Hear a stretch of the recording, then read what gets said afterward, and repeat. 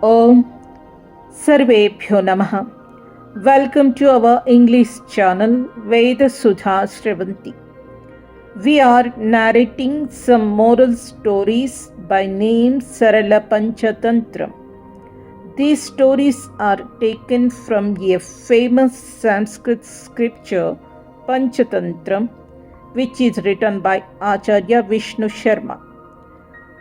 This was simplified by a Sanskrit scholar, Dr. Vishwasaha, and published by Samskrita Bharati.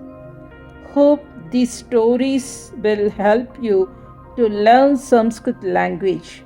Let us continue the stories of Panchatantra. अथ मित्रभेदस्य कीलोत्पाटिवानरकथा. The story of the keyhole monkey. किञ्चन नगरं तत्र कश्चन वणिक् निवसति.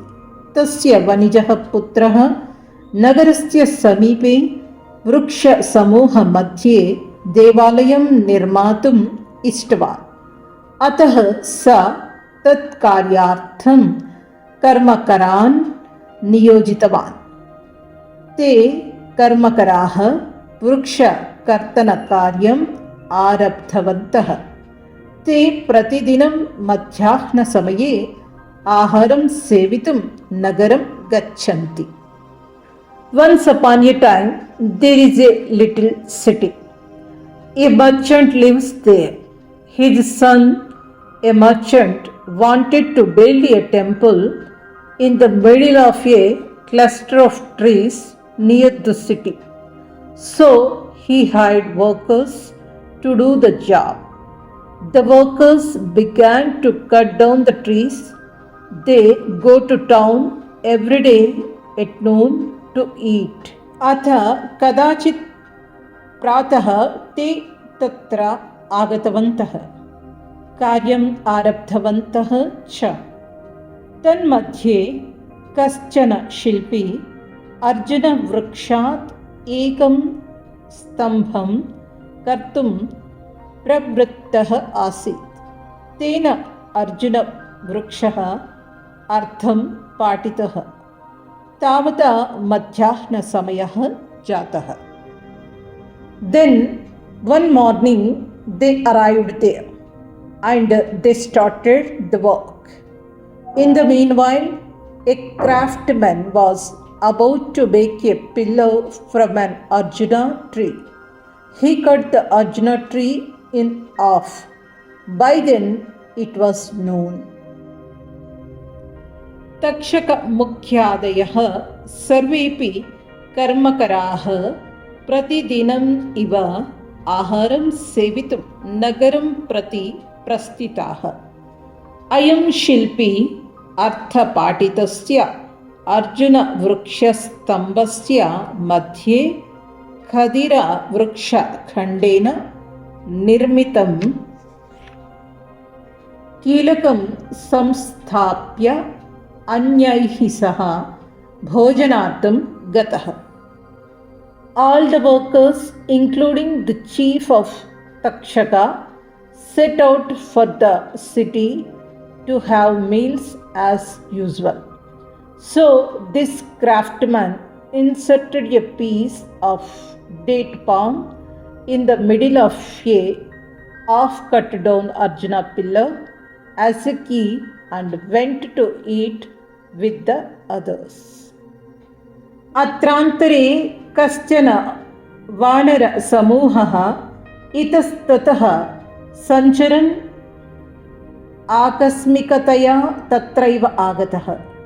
ते च वानराः कर्तितेषु अकर्तितेषु च तेषु वृक्षाग्रभागेषु यथेच्छन् इतस्ततः सञ्चरन्तः क्रीडितुम् आरब्धवन्तः. Meanwhile, a group of monkeys wandering about suddenly came there. The monkeys began to play. As they pleased, moving about on the tops of the trees, whether they were cut down or not. तेषु कस्यचित् वानरस्य मृत्युः सन्निहितः आसीत्। स अर्धपाटितं तं स्तम्भम् अपश्यत्। तत्र गत्वा परिशीलितवान्। तन्मध्यगतं खदिरकीलकं तस्मिन् कुतूहलम् अजनयत्। The death of one of the monkeys among them was imminent.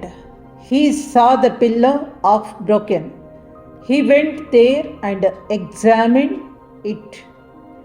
The date key in the middle of it aroused his curiosity.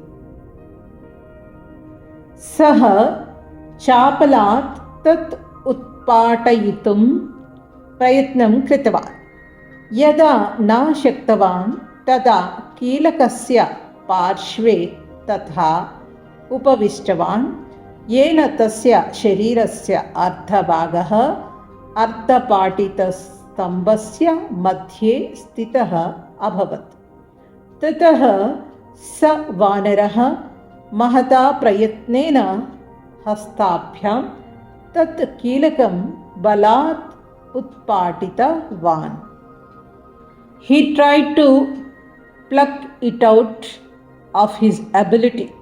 When he couldn't, he sat down beside the nail in such a way that half of his body stood in the middle of the half-broken column. The monkey then forced the key out with both hands with great effort. कीलकं स्वस्थानात् यदा चलितम् अभूत् तदा जातेन दारुकण्डद्वयसङ्घट्टनेन चूर्णितशरीरः स तत्र एव प्राणान् अत्यजत्. He died on the spot, his body crushed by the collision of two pieces of wood when the nail moved from its place. अथ परिणामं किमिति अचिन्त्य किमपि कार्यं न कुरु. So don't do anything without thinking about consequences. इति कीलोत्पाटी वानर कथा. Thus conclude the story of monkey. Om Swastihi.